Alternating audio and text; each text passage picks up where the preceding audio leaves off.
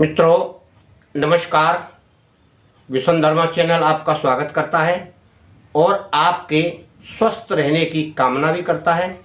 और वैसे आप अच्छे ही होंगे और हमारी कामना भी यही है कि आप स्वस्थ रहें, अच्छे रहें।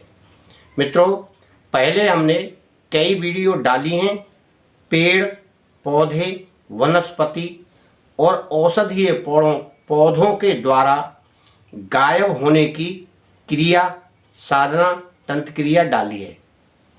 परंतु मित्रों, आज हम यहाँ गायब होने की या उड़ने की क्रिया आध्यात्मिक क्रिया द्वारा यानी राजयोग द्वारा आप सिद्ध कर सकते हैं और आप उस क्रिया का लाभ उठा सकते हैं। आपके जीवन में वह लाभ प्राप्त करेगी और आप एक ऋषि या साधना करने वाले साधक की तरह आप गायब हो सकते हैं। केवल आपको सांस द्वारा यह क्रिया करनी है। सांस के द्वारा आप इस सिद्धि को प्राप्त कर सकते हैं। अब सांस के विषय में आपको जानना है कि सांस क्रिया व्यक्ति की मूल क्रिया है। अगर सांस नहीं तो व्यक्ति मर जाता है। नाड़ी में भी सांस चलती है। जब हम नाड़ियां देखते हैं, डॉक्टर देखता है, वैद्य देखता है। और आपने भी कभी कभी हाथ अगर नीचे लगाया होगा तो महसूस किया होगा कि इस तरह से सांस चलती है नाड़ी में। अब इस सांस का महत्व ऋषियों ने साधकों ने कई प्रकार से बताया है। हम तो स्वाभाविक लोग साधक या साधारण मनुष्य केवल यह जानते हैं कि सांस लेते हैं छोड़ते हैं, लेते हैं छोड़ते हैं। परंतु मित्रों, यह स्वाभाविक क्रिया है। जब हम इस पर नियंत्रण करते हैं, संयम करते हैं, तब हमें वह विलक्षण शक्ति प्राप्त होती है। अब यह होगा कैसे? धारणा, ध्यान, समाधि, यम, नियम, प्रत्याहार, प्राणायाम और अंत में सिद्धि व्यक्ति को प्राप्त होती है। यह आध्यात्मिक क्रिया का एक सब्जेक्ट है यानी विषय है। इतनी क्रियाएं इसमें होती हैं। अब हमने कई खंडों में इनको विभाजित कर रखा है जिससे एक एक क्रिया कोई करे। पहले हमने बिंदु त्राटक की क्रिया बताई थी। कोई व्यक्ति अगर बिंदु त्राटक सिद्ध कर लेता है तो उसके बाद अगला चरण उसका दीपक त्राटक का आता है। फिर भी दीपक त्राटक सिद्ध कोई कर ले तो फिर दर्पण त्राटक करे। दर्पण त्राटक अगर सिद्ध कर लेता है तो फिर तारा त्राटक करे। तारा त्राटक सिद्ध कर लेता है तो फिर सूर्य त्राटक करे। सूर्य त्राटक कर लेता है तो फिर आंखें बंद करके ध्यान मुद्रा में वह अंतरिक्ष का ध्यान करता है। इन सब क्रियाओं के लिए आपको संयम बरतना होता है। अब संयम आखिर किसको कहते हैं? संयम कहते हैं कि ना तो आपको कुछ सुनाई पड़े ना आपको कुछ दिखाई पड़े, केवल ध्येय यानी जिसके प्रति हम धारणा रखते हैं उसके प्रति ही हमारा ध्यान होना चाहिए, वह वस्तु होना चाहिए। हमें अपने शरीर का भी ज्ञान न हो, यह क्रिया कहलाती है संयम। अब मित्रों, यह बहुत सारी क्रियाएं हैं, आप इन्हें बाद में समझिए। अब आप समझिए कि सांस के द्वारा गायब होने की क्रिया कैसे सीखें और साधारण व्यक्ति कैसे सीख सकता है। जब एक व्यक्ति साधना में बैठता है तो सर्वप्रथम जाप करने से पहले पूजा कर लेता है। पूजा के बाद जब वो मंत्र का जाप करता है तो उससे पहले उसे प्राणायाम करना होता है। प्राणायाम की क्रिया द्वारा ही सांस पर नियंत्रण होता है, क्योंकि हमारे इस शरीर में 5 प्रकार की वायु होती है। उस 5 प्रकार की वायु को ही हमें ध्यान रखना है, उनको पहचानना है कि यह कौन सी वायु है। अब उन 5 प्रकार की वायु का अलग अलग कार्य है। उदान वायु, अपान वायु, प्राण वायु, व्यान वायु, समान वायु। उदान वायु ऊपर से चलती है, ऊपर को निकलती है मुंह से, जैसे डकार लेना, छींक लेना, उबासी आना, यह आपकी उदान वायु हुई। अपान वायु आपकी गैस के द्वारा नीचे से निकलती है मलद्वार से, यह दो हो गई। प्राण वायु कंठ से हृदय तक चलती है। और समान वायु पूरे नाभि से लेकर नीचे तक चलती है। समान वायु का काम है। केवल पूरे शरीर में चलने वाली जो वायु है वो व्यान वायु है। उस व्यान वायु के द्वारा पूरा शरीर चलता है। अब हम साधना कर रहे हैं और हमें अपने साधन के द्वारा यानी बैठने की क्रिया के द्वारा पहले तो आपको आसन भी ऐसा सिद्ध होना चाहिए कि आप घंटा आधा घंटा बैठ सकें। फिर आप रीढ़ की हड्डी को सीधा करके हाथों को चाहे तो आप घुटनों पर रख लें या अपनी गोदी में रख लें ऐसे, परंतु आपको बैठना इस तरह आप बैठेंगे यूँ करके। और फिर आपको सांस को धीरे धीरे लेना है, ऐसे अंदर रोकिए, फिर धीरे धीरे बाहर छोड़िए। इसी प्रकार यानी एक बार आप नाक से लें, रोकें, मुंह से छोड़ें, एक बार मुंह से लें, रोकें और फिर नाक से छोड़ें। यानी एक बार नाक से छोड़ना है, एक बार मुंह से छोड़ना है, बाहर रोकना है और अंदर रोकना है। यानी रेचक, कुंभक, इस तरह की क्रियाएं ये कहलाती हैं। अब हमको बाहर या अंदर कितनी देर वह सांस रोकना है यह निर्धारित कैसे किया जाए। आपको सामान्य स्थिति में उतनी देर तक बाहर रोकना है जितनी देर तक आप आराम से रोक सकते हैं। फिर आप धीरे धीरे सांस ले लीजिए। इसी प्रकार आप अंदर अपनी सांस को उतनी देर रोकिए जितनी देर आप अंदर रोक सकते हैं। कुछ दिनों के अभ्यास से इसके समय में थोड़ा अंतर आएगा, यानी आप इस क्रिया को ज़्यादा देर तक रोक पाएंगे। पहले शुरू में आपको कुछ अटपटा लगेगा, परंतु जब आप करते जाएंगे तो अभ्यास होगा तो शरीर आपका हल्का होने लगेगा इस क्रिया से। और फिर धीरे धीरे आपका मन निर्मल भी होगा। फिर आप इस क्रिया के द्वारा जब आप सांस को बाहर रोके हुए हैं तो आपको आंखें बंद करके ध्यान करना है कि वह मेरा सांस कहाँ गया, कहाँ रुका हुआ है। इसी प्रकार सांस जब अंदर रोकेंगे तो आपको अंदर देखना है, ध्यान करना है कि वहाँ हमारा सांस किस स्थान पर है। यह क्रिया धीरे धीरे आप करने लगेंगे तो आपको आपके सांस की जानकारी मिलने लगेगी। यह सांस हमारा नीचे तक मूलाधार तक जाता है, मस्तिष्क तक जाता है, सभी नाड़ियों में जाता है।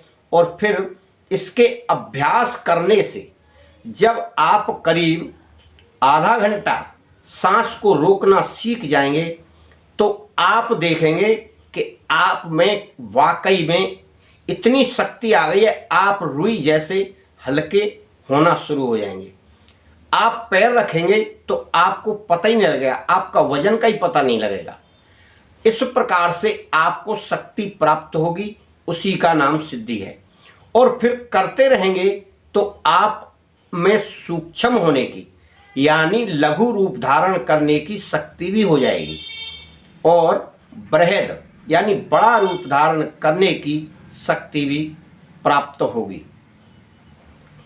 जब आपका अभ्यास परिपक्व यानी नियंत्रण परिपक्व हो जाएगा, वह नियंत्रण कैसा रहता है कि आपके कान खुले होंगे और आपको कोई आवाज़ नहीं सुनाई देगी।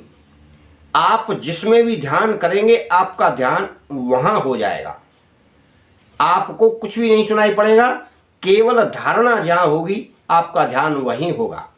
आपका सूक्ष्म मन वहीं होगा, आपका शरीर स्थूल रूप में इस जगह होगा। यह क्रिया धीरे धीरे आपको अपने शरीर से बाहर निकालने की सिद्धि प्रदान करेगी। आप इस क्रिया पर संयम करते करते आप देखेंगे कि आपको अपना शरीर स्वयं का दिखाई पड़ेगा कि मेरा शरीर वहाँ है और मैं दूसरी जगह पर हूँ। इस क्रिया को करते करते जब आप धारणा, ध्यान, समाधि की क्रिया करेंगे तो इस क्रिया में जिस प्रकार से हमारे 5 तत्वों का ज्ञान हमें रहता है, चित्त, जल, पावक, गगन और वायु, इन 5 तत्वों में हमें संयम करना पड़ता है। संयम यानी ध्यान करना पड़ता है। तो फिर हम रूप धारण करने की भी शक्ति प्राप्त कर लेते हैं। कहीं भी रूप धारण कर लेंगे और कहीं से भी हमारा शरीर गायब हो जाएगा। यह शक्ति कहलाती है गायब होने की। पर सिद्धि प्राप्त करने के लिए आपको केवल संयम बहुत करना है और आप अपने नियमों का पालन भी करेंगे। आम इंसान या आम साधक जो घर गृहस्थी में रहता है या दुनियादारी में पड़ा हुआ रहता है, वह वहाँ तक बहुत मुश्किल से पहुँच पाता है। और जो साधक है वो घर परिवार से, गृहस्थी से दूर जाकर वह क्रिया कर लेता है और वह उस सिद्धि को प्राप्त करके, उस सिद्धि को प्राप्त करने के बाद उसका उपयोग करना शुरू कर देता है। क्योंकि फिर उसे पैदल जाने की ज़रूरत नहीं, या तो वो उड़ के जाएगा हवा में, जैसे हवा में चलते हैं वैसे जाएगा, या फिर वहाँ से गायब होके जहाँ इच्छा करेगी वहाँ आप प्रकट हो जाएगा। और उस स्थिति में पहुँचने पर उस साधक को या उस योगी को सुनने की और देखने की शक्ति भी प्राप्त हो जाती है। बहुत दूर की बात वह सुन लेगा, बहुत दूर की बातें वह देख भी लेगा, परंतु संयम बहुत अधिक करना होगा उसको। अंतरिक्ष में संयम करता है, यानी आकाश में, उसको कहते हैं शब्द। शब्द हमें कहाँ से मिलते हैं? आकाश से। जब आकाश में कोई संयम करता है तो दूर की बातें सुनने की शक्ति उसे प्राप्त हो जाती है। और अगर किसी वस्तु को जानना है तो उसके लिए रूप चाहिए, तो यानी रूप में संयम करना होगा, पृथ्वी में संयम करना होगा। अलग अलग वस्तुओं के स्वाद, कैसा स्वाद है, ये किस तरह की है, जल का आपको संयम करना होगा, उससे रस प्राप्त होता है। इस प्रकार की ये वस्तुएं केवल उस साधक को प्राप्त होती हैं जो प्राणायाम के द्वारा अपनी श्वास क्रिया को नियंत्रण करके, संयम करके योगाभ्यास करता है और स्मरण करता है। इष्ट है कोई भी अपना जाप कर सकता है, इसमें इष्ट का कोई प्रतिबंध नहीं है। अगर आप यह क्रिया कर सकते हैं तो आप भी इस क्रिया से गायब हो सकते हैं और हल्के होकर हवा में उड़ सकते हैं। मित्रों, राजयोग और क्रिया योग की यह बहुत सारी क्रियाएं, मित्रों मेरे बहुत सारे शिष्यों ने यह त्राटक सिद्धि कर ली है। उन्हें बहुत पहले ही सारी चीज़ें पता लगने लग जाती हैं, अनुभव हो जाता है कि ऐसा होने वाला है, और कभी कभी वह जो अनायास बताते हैं वह बात सत्य निकल जाती है। वह केवल एक क्रिया बताई है अभी हमने, दूसरी क्रिया कुछ लोग करना शुरू कर दिए हैं दीपक त्राटक की, और मंत्र जाप वह कर ही रहे हैं। परंतु आप लोग जो चाहें तो प्राणायाम की क्रिया भी त्राटक जैसी ही है, केवल नियम से करेंगे। और आप उसमें अंदर कोई मंत्र का जाप करना चाहें तो गुप्त रूप से कर सकते हैं। आप त्राटक की क्रिया हमारे कहने से आप 1 हफ्ते करके देखिए, आपको स्वयं को पता लग जाएगा कि यह तो बहुत अच्छी क्रिया है। परंतु आप किसी गुरु के सानिध्य में करें, सीखें। आप चेक करने के लिए 1 हफ्ता प्राणायाम की क्रिया करें, फिर महसूस करें कि आपके शरीर में कुछ चेतना, हल्कापन, फ्रेशनेस, खुश मिजाज आपको महसूस होगा। मित्रों, आप इन क्रियाओं को करें, सीखें। परंतु मित्रों, कुछ लोगों को बहुत जल्दी पैसा वाला बनने की, किसी को वशीकरण करने की, किसी को सारा काम बिना कुछ करे हो जाए, ऐसी क्रियाएं चाहिए। इसलिए मैंने ये सारी क्रियाएं डालना शुरू की जो तंत्र क्रिया में आती हैं, मंत्र क्रिया में आती हैं और उपायों में आती हैं। मगर राजयोग की और योग की जो क्रियाएं हैं उनसे वासनाओं का कोई वास्ता नहीं है, वो वासनाओं से अलग है। वासना जिसे चाहिए उसे राजयोग की जरूरत नहीं। ये दोनों रास्ते अलग अलग हैं। आत्म उद्धार के लिए और ईश्वरीय शक्ति प्राप्त करने के लिए, एक दिव्य शक्ति प्राप्त करने के लिए राजयोग की क्रियाएं की जाती हैं। पूरी क्रिया ना करे तो जो व्यक्ति 1 या 2 क्रियाएं करता है उसको उसका लाभ प्रतीत होने लगता है और धीरे धीरे वह उस मार्ग पर चलने लगता है। एक हमारे शिष्य ने इतनी दीक्षा प्राप्त करके इतनी शक्ति प्राप्त कर ली है, उसको हमने शिष्य बनाने की अनुमति भी दे दी है। मित्रों, अगर वह किसी को शिष्य बनाना चाहेगा, उचित लगेगा तो वह बना लेगा। और वह हमारा शिष्य बहुत ही पारंगत, बहुत ही सौम्य, बहुत शील और अपने व्यवहार में अच्छा कुशल, बोली में प्रिय और निर्भीक वाला कार्य करता है। किसी का बुरा नहीं करता, हमारे निर्देश के अनुसार किसी के ऊपर क्रोध नहीं करता, किसी को कुछ ज़्यादा अपशब्द नहीं बोलता है। मित्रों, आप भी क्रिया करिए, सीखिए। हम कभी यह नहीं कहते कि आप किसी के बुरे के लिए क्रियाएं करें। हम तो तंत्र मंत्र वशीकरण में भी यही बोलते हैं, किसी के साथ बुरा करोगे तो फिर आपका जीवन में उद्धार नहीं होने वाला। इसलिए आप करें, लाभ प्राप्त करें।